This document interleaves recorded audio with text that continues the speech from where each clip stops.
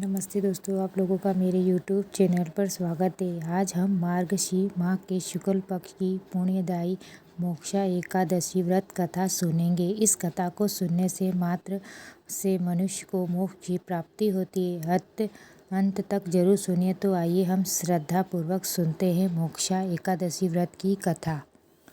प्राचीन काल में चंपानगर नामक राज्य में राजा वेखानस राज्य करते थे। वे बहुत ही धर्मपरायण न्यायप्रिय वेदों के ज्ञानी थे।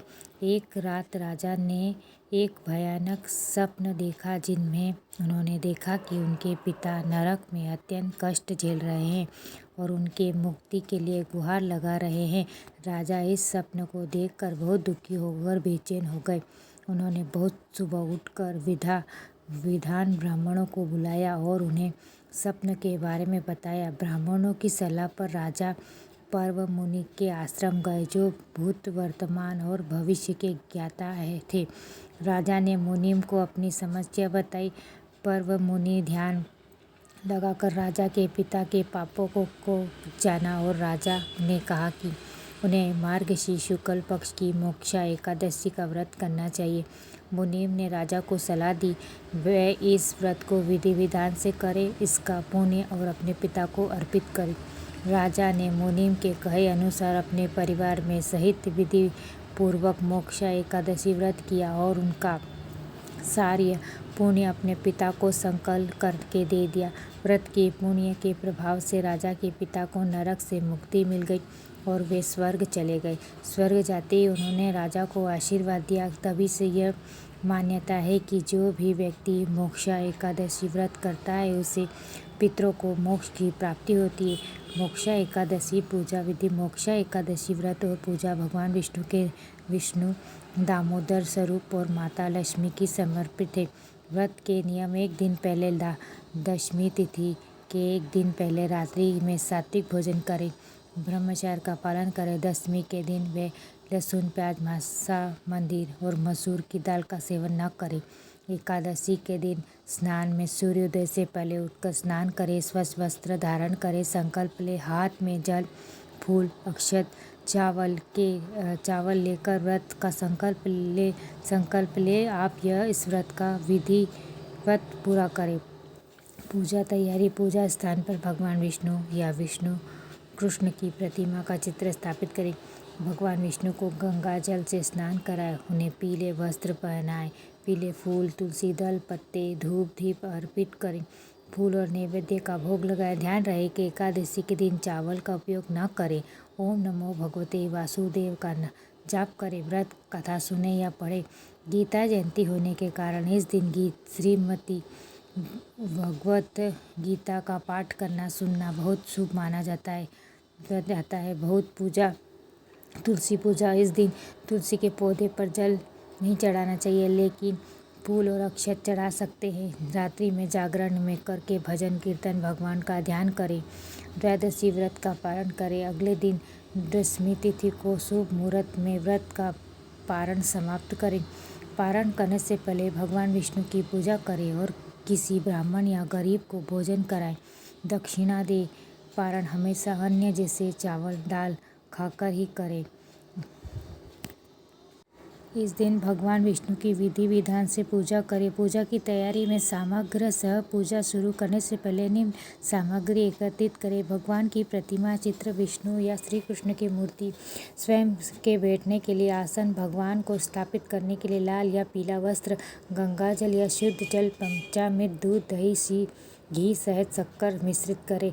आभूषण में पीले लाल वस्त्र, आभूषण का संभव हो, पीले फूल, गेंदा, कमल, चंपा, मौसमी फूल, तुलसी की माला या कोई अन्य माला। चावल में अनाज का उपयोग न करें, इसके स्थान पर तिल या पीले रंग चावल का उपयोग करें। मिठाई में भोग्य नैवेद्य, फल, पेड़े या घर में बनी सात्विक मिठाई। एकादशी में अन्य में चावल, अनाज का उपयोग बिल्कुल न करें। धूप, दीप, अगरबत्ती, कपूर, चंदन, रोली, हल्दी, इत्र, लौंग, इलायची, तुलसी दल। पूजा में तुलसी दल पत्ते का उपयोग करना अनिवार्य है। पूजा की चरणबद्ध विधि: शुद्धिकरण और संकल्प: यदि शुद्ध स्वयं और पूजा सामग्री गंगा जल या सादे जल से छिड़काव शुद्ध करें। आवाहन। हाथ जोड़कर भगवान विष्णु का ध्यान करें, उन्हें अपने पूजा स्थान पर विराजित करे होने के लिए आमंत्रण करें। हाथ में जल, फूल, कुछ द्रव्य, पैसे लेकर अपना नाम, गोत्र, स्थापना बोले, कहे कि आप मोक्ष एकादशी के अवसर पर यह व्रत और पूजा विधि पूर्व कर रहे हैं ताकि आपको आपके पितरों को मोक्ष मिल सके। कहकर जल भूमि पर छोड़ दे। स्नान और श्रृंगार आसन प्रदान। भगवान की प्रतिमा को साफ आसन पर विराजमान करें। जल स्नान। सबसे पहले शुद्ध जल से भगवान को स्नान कराएं। पंचामृत में दूध, दही, घी, शहद, शक्कर में स्नान कराएं। शुद्ध जल अंत में शुद्ध जल से स्नान कराएं। साफ कपड़े से पोंछें। भगवान को वस्त्र और आभूषण में सुसज्जित करें। तिलक। भगवान को चंदन, रोली और हल्दी का तिलक लगाएं। धूप, दीप, घी का नैवेद्य जलाएं। धूप में अगरबत्ती प्रज्वलित करें। पुष्पमाला में भगवान को पीले फूल और फूलों की माला अर्पित करें।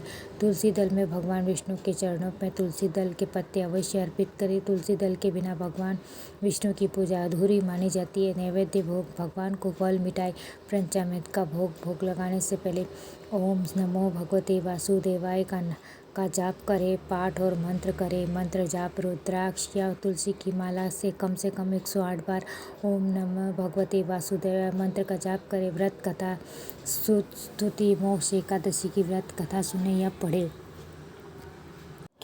चूँकि आज गीता जयंती भी है, इसलिए भगवती गीता के कुछ श्लोक या अध्याय का पाठ करना अंतिम उत्तम माना जाता है। विष्णु का सहस्रनाम। यदि समय हो तो विष्णु सहस्त्र नाम भगवान विष्णु का नाम पाठ करें। क्षमा प्रार्थना। आरती करें। अंत में कपूर या बाती से भगवान विष्णु की आरती करें। आरती करते समय ओम जय जगदीश या हरे विष्णु की आरती गाए। परिक्रमा। आसन से खड़े होकर भगवान की 3 पाद परिक्रमा करें। क्षमा। हाथ जोड़कर भगवान से पूजा में हुई किसी भी भूल चूक या त्रुटि के लिए क्षमा करें। प्रसाद वितरण। भगवान को चढ़ाया गया भोग प्रसाद वे स्वयं ग्रहण करें और परिवारजनों को अन्य लोगों में वितरित करें।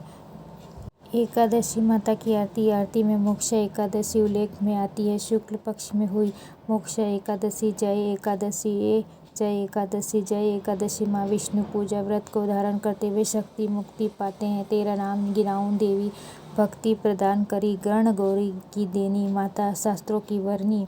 मार्ग शुक्ल में कृष्ण पक्ष की उत्तमा विश्वतारिणी जन्मी। शुक्ल पक्ष में हुई मोक्षा मुक्ति दाना बन आई। मोक्षा एकादशी पर पूजा के अंत में इन आरतियों में गाना बहुत शुभ माना जाता है।